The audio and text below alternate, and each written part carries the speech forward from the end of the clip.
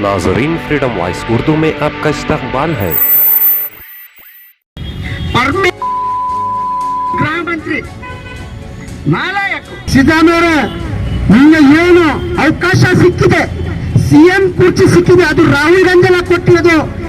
ಈ ರಾಜ್ಯದ ಮುಸಲ್ಮಾನರು ಕೊಟ್ಟಿರುವಂತ ಭಿಕ್ಷೆ ನಿಮಗೆ ತಣ್ಣೀರ್ ಸೇಟ್ ನಿಜವಾಗ್ಲೂ ಟಿಪ್ಪು ಅಭಿಮಾನಿ ಆಗಿದ್ರೆ ಅವತ್ತು ಹನುಮ ಜಯಂತಿಗೆ ಅವಕಾಶ ಕೊಡ್ತಾ ಇರಲಿಲ್ಲ.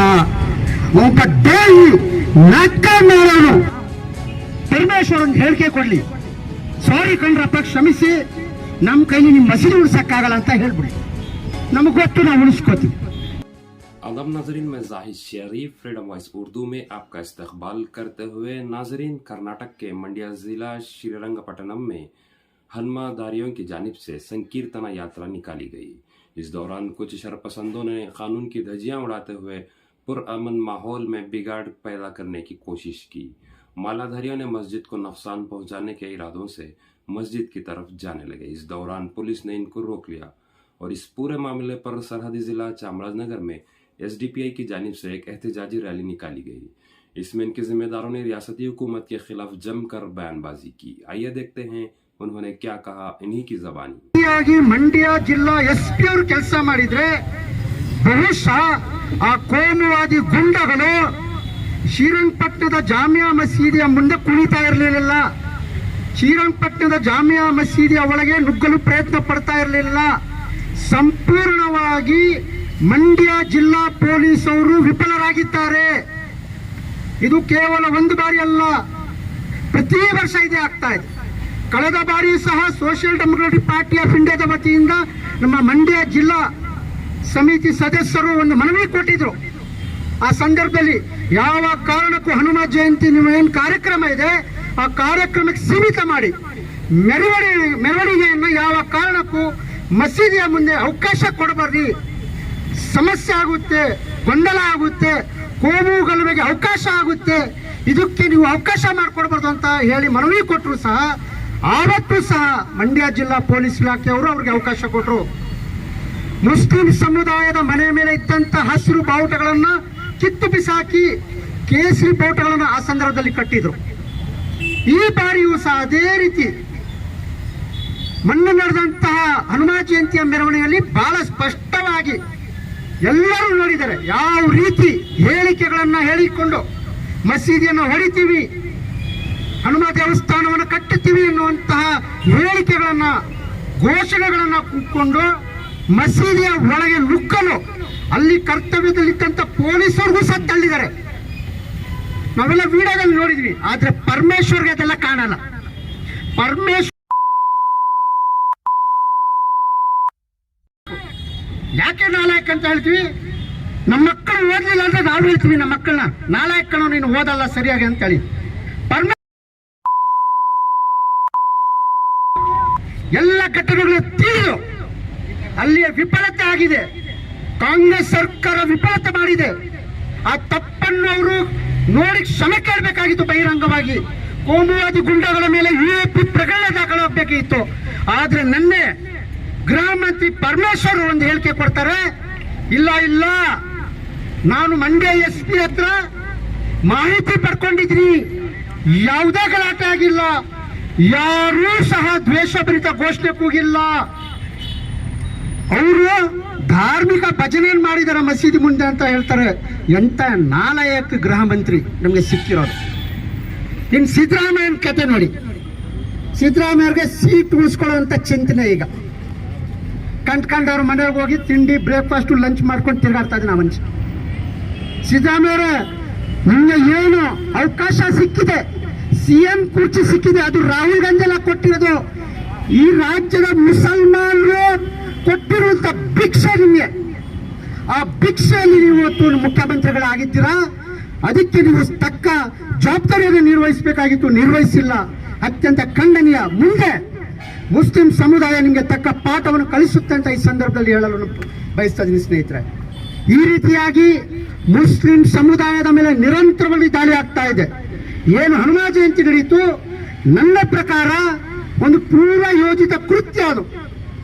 ಇಡೀ ಕಾಂಗ್ರೆಸ್ ಪಕ್ಷ ಪರೋಕ್ಷವಾಗಿ ಆ ಕೋಮುವಾದಿ ಗುಂಡಗಳ ಜೊತೆ ನಿಂತಿದೆ.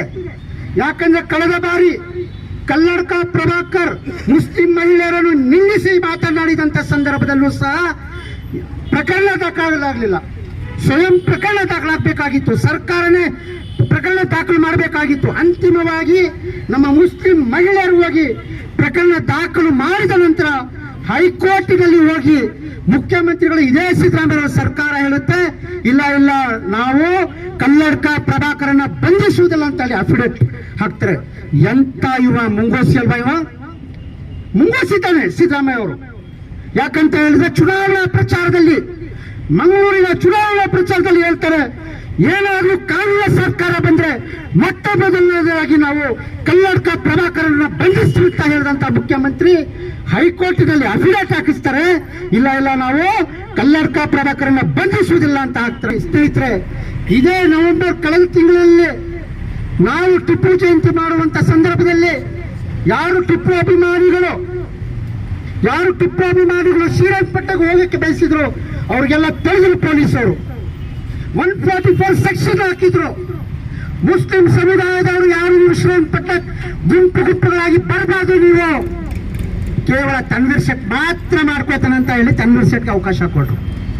ನಿಜವಾಗ್ಲೂ ತನ್ವೀರ್ ಶೆಟ್ ಟಿಪ್ಪು ಅಭಿಮಾನ ಇಲ್ಲ. ತನ್ವೀರ್ ಶೆಟ್ ನಿಜವಾಗ್ಲೂ ಟಿಪ್ಪು ಅಭಿಮಾನಿ ಆಗಿದ್ರೆ ಅವತ್ತು ಹನುಮ ಜಯಂತಿಗೆ ಅವಕಾಶ ಕೊಡ್ತಾ ಇರಲಿಲ್ಲ. ಒಬ್ಬ ಡೋಯಿ ನಾಟಕ ಮಾಡೋನು ಅಂತ ಮನುಷ್ಯನಿಗೆ ಟಿಪ್ಪು ಜಯಂತಿ ಸಂದರ್ಭದಲ್ಲಿ ಒಬ್ಬರಿಗೆ ಅವಕಾಶ ಕೊಡ್ತಾರೆ. ನಿಜವಾದ ಅಭಿಮಾನಿಗಳಾದ ಟಿಪ್ಪು ಅಭಿಮಾನಿ ನಮಗೆ ಮಾತ್ರ ಅವತ್ತು ತಡೆ ಹಾಕ್ತಾರೆ, 144 ಸೆಕ್ಷನ್ ಹಾಕ್ತಾರೆ. ಈ ಎಲ್ಲ ವಿಷಯಗಳನ್ನ ನಾವೆಲ್ಲ ಗಂಭೀರವಾಗಿ ಆಲೋಚನೆ ಮಾಡಬೇಕಾಗಿದೆ ಸ್ನೇಹಿತರೆ. ಒಂದು ಕಡೆ ಟಿಪ್ಪು ಅಭಿಮಾನಿಗಳು ಯಾರು ಶ್ರೀರಂಗಪಟ್ಟಣಕ್ಕೆ ಬರಬಾರ್ದು ಅಂತ ಹೇಳಿ 144 ಸೆಕ್ಷನ್ ಹಾಕ್ತಾರೆ. ಇನ್ನೊಂದು ಕಡೆ ಹನುಮ ಜಯಂತಿ ಮಾಡಿ ರಾಜಾರೋಷವಾಗಿ ಏನ್ ಬೇಕಾದ್ರೂ ಕೂಗಾಡಿ, ರಾಜಾರೋಷವಾಗಿ ನೀವು ಕುಣಿಯಿರಿ, ಮಸೀದಿ ಮುಂದೆ ನೀವು ಡೋಲ್ ಬಾರಿಸಿ, ಮಸೀದಿ ಬೇಕಾದ್ರೆ ನುಗ್ಗಿ ಅಂತ ಪರೋಕ್ಷವಾಗಿ ಬೆಂಬಲ ಕೊಟ್ಟು ಹನುಮ ಜಯಂತಿಗೆ ಅವಕಾಶ ಮಾಡಿಕೊಡ್ತಾರೆ. ಈ ಡೋಂಗಿ ಸರ್ಕಾರದ ಕೃತ್ಯವನ್ನು ನಾವು ಖಂಡಿಸಲೇಬೇಕಾಗಿದೆ. ನಾವು ಮನಸ್ಸು ಮಾಡಲೇಬೇಕಾದ್ರೆ ಪಚ್ಚಪ್ಪ ಸರ್ಕಾರ ನುಗ್ಬೋದಿತ್ತು, ದೊಡ್ಡ ಮನಸ್ಸಲ್ಲ ಅದು. ಆದ್ರೆ ನಾವು ಕಾನೂನು ಸುವ್ಯವಸ್ಥೆಗೆ ಗೌರವ ಕೊಡುವಂತ ಜನ ನಾವು. ಬಾಬಾ ಸಾಹೇಬ್ ಅಂಬೇಡ್ಕರ್ ಅನುಯಾಯಿಗಳು ನಾವು, ಟಿಪ್ಪು ಸುಲ್ತಾನ್ ರವರ ಅನುಯಾಯಿಗಳು ನಾವು, ಮನುಷ್ಯತ್ವ ಸಮಾಜದ ಕಳಕಳಿ ಇರುವಂತ ಜನ ನಾವು. ನಮಗೆ ಈ ಕಾನೂನು ಸುವ್ಯವಸ್ಥೆ ಹಾಳು ಮಾಡಿ, ಈ ಸಮಾಜದ ಸ್ವಾಸ್ಥ್ಯವನ್ನು ಹಾಳು ಮಾಡಿ ನಮ್ಮ ಹಠ ಸಾಧಿಸುವಂತ ನಮ್ಮ ಮನಸ್ಥಿತಿ ಇಲ್ಲ.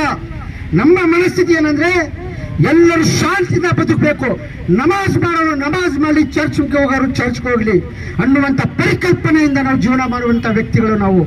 ಅದರಿಂದ ಶಾಂತಿಯುತವಾಗಿ ಈ ಪ್ರತಿಭಟನೆ ಇಲ್ಲಿಗೆ ನಿಲ್ಲಿಸಿದ್ವಿ. ಇದು ನಮ್ಮ ಏನು ದೌರ್ಬಲ್ಯ ಅಂತ ಯಾರು ತಿಳ್ಕೋಬಾರದು. ಇದು ನಮ್ಮ ದೌರ್ಬಲ್ಯ ಅಲ್ಲ. SDP ಅವ್ರನ್ನ ನಾವು ಕಂಟ್ರೋಲ್ ಮಾಡ್ಬಿಟ್ಟಿದ್ವಿ, ಅವಕಾಶ ಕೊಡ್ಲಿಲ್ಲ ಅನ್ನುವಂತ ಮನಸ್ಥಿತಿನ ದಯವಿಟ್ಟು ತೆಗೆದುಬಿಡಿ. ನೀವೆಲ್ಲ ನಮ್ಮ ಸೋದರರು, ನೀವೆಲ್ಲ ನಮ್ಮ ಪೀಬ ಸೋದರು, ಎಲ್ಲ ಪೀಬ ಸೋದರು. ನಿಮಗೋಸ್ಕರ ನಾವು SP ಆಫೀಸಲ್ಲಿ ಮಾತಾಡಿದ್ವಿ, ಕೆಲವು ಟೈಮಲ್ಲಿ ನಿಮ್ಮ ಪರವಾಗಿ ನಾವು ಮಾತಾಡಿದ್ವಿ. ನೀವೆಲ್ಲ ನಮ್ಮ ಭೀಮ ಸೋದರಗಳು. ಆದ್ರೆ ಕಾನೂನು ಸುವ್ಯವಸ್ಥೆ ಕಾಪಾಡೋದು ನಿಮಗೆ ಎಷ್ಟು ಜವಾಬ್ದಾರಿ ಇದೆ, ಅದಕ್ಕಿಂತ ಡಬಲ್ ನಮಗಿದೆ. ಯಾಕಂದ್ರೆ ನಾವು ಈ ಚಾಮರಾಜನಗರದ ಮೂಲದ ನಿವಾಸಿಗಳು, ನೀವು ಅಧಿಕಾರಿಗಳು. ಇವತ್ತು ಬಂದಿದ್ರೆ ನಾಳೆ ಹೋಗ್ತೀರಾ, ನಿಮ್ದೇನಿಲ್ಲ. ಇದು ನಮ್ಮೂರು, ಇಲ್ಲಿಯ ನೆಮ್ಮದಿ, ಇಲ್ಲಿಯ ಶಾಂತಿ ನಾವು ಕಾಪಾಡ್ಕೋಬೇಕಿದೆ. ಆದ್ರಿಂದನೇ ನಾವು ಬಹಳ ಸ್ಮೂತ್ ಆಗಿ, ಫ್ರೆಂಡ್ಲಿ ಆಗಿ, ಸರಳವಾಗಿ ಈ ಪ್ರತಿಭಟನೆಯನ್ನು ಮಾಡಿ ಸರ್ಕಾರಕ್ಕೆ ಎಚ್ಚರಿಕೆ ಕೊಡ್ತಾ ಇರೋದು. ತಾವು ಹೇಳ್ಬೇಕು ಸರ್ಕಾರಕ್ಕೆ, SDP ಅವ್ರ ಬಗ್ಗೆ ನೀವು ರಿಪೋರ್ಟ್ ಹಾಕ್ಬೇಕು, ಯಾವ ರೀತಿ ಇವರು ಶಿಸ್ತುಬದ್ಧವಾಗಿ ಮಾಡ್ತಾರೆ ಅಂತ ಹೇಳಿ ಹೇಳ್ಬೇಕು. ಸಂಘ ಪರಿವಾರದ ಗುಂಡಗಳಿಗೆ ಕಂಪೇರ್ ಮಾಡಿ ನೀವು ಹೇಳ್ಬೇಕು, ನಮ್ಮ ನಡೆನುಡಿಗಳನ್ನ ನೀವು ಹೇಳ್ಬೇಕು. ಈ ಒಂದು ಮೆಸೇಜ್ ಅನ್ನ ಸರ್ಕಾರಕ್ಕೆ ಕಳಿಸಬೇಕಾಗಿದೆ. ಈ ಸಂದರ್ಭದಲ್ಲಿ UAP ಪ್ರಕರಣದಲ್ಲಿ ಯಾರು ಆ ಗುಂಡಗಳು ಮಸೀದಿಯ ಒಳಗೆ ನುಗ್ಗಲು ಪ್ರಯತ್ನ ಪಟ್ಟರು, ಅವರ ಮೇಲೆ UAPA ಕಾಯ್ದೆಯನ್ನ ಬಳಕೆ ಮಾಡಿಕೊಂಡು ಅವರನ್ನ ಬಂಧಿಸಬೇಕು. ಆಗಲಿಲ್ವಾ, ಪರಮೇಶ್ವರನ್ ಹೇಳಿಕೆ ಕೊಡ್ಲಿ, ಸಾರಿ ಕಣ್ರಪ್ಪ ಕ್ಷಮಿಸಿ, ನಮ್ಮ ಕೈಲಿ ನಿಮ್ಮ ಮಸೀದಿ ಉಳಿಸಕ್ಕಾಗಲ್ಲ ಅಂತ ಹೇಳ್ಬಿಡಿ.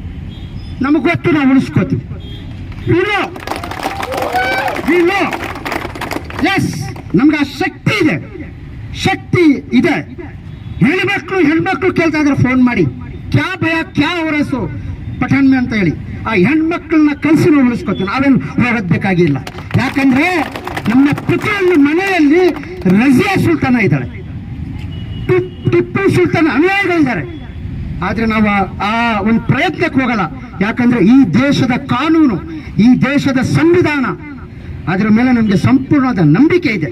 ಆ ನಂಬಿಕೆಯನ್ನ ಕಾಂಗ್ರೆಸ್ ಉಳಿಸ್ಕೋಬೇಕಾಗಿತ್ತು, ಆದ್ರೆ ಕಾಂಗ್ರೆಸ್ ಉಳಿಸ್ಕೊಂಡಿಲ್ಲ. ಸಂಪೂರ್ಣವಾಗಿ ವಿಫಲವಾಗಿದೆ ಕಾಂಗ್ರೆಸ್ ಅವರು. ಅದರಿಂದ ಈ ಪ್ರತಿಭಟನೆಯನ್ನ ಮಾಡಿ ನಾವು ಸರ್ಕಾರಕ್ಕೆ ಆಗ್ರಹ ಮಾಡ್ತಾ ಇದೀವಿ. ಯಾರು ಕಿಡಿಗೇಡಿಗಳು ಆವತ್ತು ಕೂಗಾಡಿದ್ರು, ಮಸೀದಿ ಒಳಗಡೆ ನುಗ್ಗ ಪ್ರಯತ್ನ ಪಟ್ಟರು, ಆ ಎಲ್ಲ ಕೋಮುವಾದಿ ಕಿಡಿಗೇಡಿಗಳನ್ನ ಬಂಧಿಸಬೇಕು, ಅವ್ರ ಮೇಲೆ ಸೂಕ್ತ ಕಾನೂನು ಕ್ರಮ ತಗೋಬೇಕು. ಮತ್ತು ಶ್ರೀರಂಗಪಟ್ಟಣದಲ್ಲಿರುವಂತಹ ಕೇವಲ ಜಾಮಿಯಾ ಮಸೀದಿ ಒಂದಲ್ಲ, ಟಿಪ್ಪು ಸುಲ್ತಾನ್ ರವರ ದರ್ಗಾ, ಸಮಾಧಿ, ಅದೇ ಎಲ್ಲ ಟಿಪ್ಪು ಸುಲ್ತಾನ್ ಕೋಟೆ ಎಲ್ಲವನ್ನು ಸಹ ರಕ್ಷಣೆ ಮಾಡುವಂತ ಕೆಲಸವನ್ನ ಈ ಸಿದ್ದರಾಮಯ್ಯ ಸರ್ಕಾರವು ಮಾಡಬೇಕು. ಇಲ್ಲ ಅಂತ ಹೇಳಿದ್ರೆ ಖಂಡಿತವಾಗಿ ನಾವು ನಮ್ಮ ರಕ್ಷಣೆ ಮಾಡ್ಕೋಬೇಕಾಗುತ್ತೆ ಅಂತ ಹೇಳಿ ಈ कांग्रेस को जितो भी इस बार बीजेपी चलेगी तो मुसलमानों की हिफाजत हो जाती है, तहफ़्फ़ुज़ हो जाता है, मुसलमानों के मसले हल हो जाती करके बोले थे ना, उन्होंने पूरे आज जाको छपको बिटको ही कहा ही उन्होंने जो मुसलमानों की कौम पर इतने बड़े जुल्म चल कर हैं। और इलेक्शन आने वाला है, तुम्हारे पास आने वाले ही, तुम्हारी हालत क्या है पूछने वाले नहीं, तुम्हारे क्या मस्जिद हो रही पूछने वाले नहीं, तुम्हारी कौम किस तरह तड़प रही है को पूछने वाले नहीं। लेकिन इलेक्शन के टाइम पर एक टीम बना लेकर इन्होंने कांग्रेस के चमचे बनकर कांग्रेस के पैसे खा लेकर हमारे आकर वोट ले लेकर जाती। लेकिन ऐसे टाइम पर एक स्टेटमेंट देने के वास्ते 9 एमएलए ही क्या इनके दादा को दांत के लिए बैठ के क्या एक एमएलए एक मिनिस्टर ऐसा वाना बोलकर के स्टेटमेंट देने ताकत नहीं है, इनके ऊपर थू है। इन्होंने अगर कौम की इज्जत रखना तो राजीनामा देकर बाहर आना, बोलना कांग्रेस को हमने इसी बेइज्जती करते हुए अल्लाह के घरों की बेइज्जती हो रही है, मदरसे की बेइज्जती हो रही है, कौम की बेइज्जती हो रही है, हमें ऐसा नाम रख लेकर ऐसा काम नहीं करते बोलकर कौम को इन्हें फौरन राजीनामा देकर आना, नहीं तो आने वाले दिनों में इनको बहुत बड़ा सबक सिखाना है। इसीलिए social democratic party of India 70-5 साल से कांग्रेस की हालत मुसलमानों के साथ इसी तरह से डबल पॉलिसी काम करती आती है। वोट लेने टाइम पर वफादारी, कब कौम को जरूरत पड़ी कौन भी पूछने वाला नहीं। ऐसा 70 साल से मुसलमानों की हालत ही सो। इसी से हमारे पूरे भाइयों से, पूरे नौजवानों से, पूरे अवाम से मैं गुजारिश करता हूँ, हमारा घर घर में एक बच्चे को हमारी पार्टी के नौजवान को तैयार करो। इंशाअल्लाह आने वाले दिनों में होने वाले जुल्म को, ये लड़ाई को हमेशा खुद लड़ना सो, दूसरे कौन भी आकर लड़ते नहीं।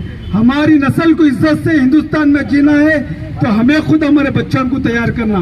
कहते हुए आज जो social democratic party of India जो श्रीरंगपट्टन के इलाके के जो बड़े इसको प्रोटेस्ट करते हुए पुलिस ने कल हमें परमिशन देने से बहुत तरह से सताई गई।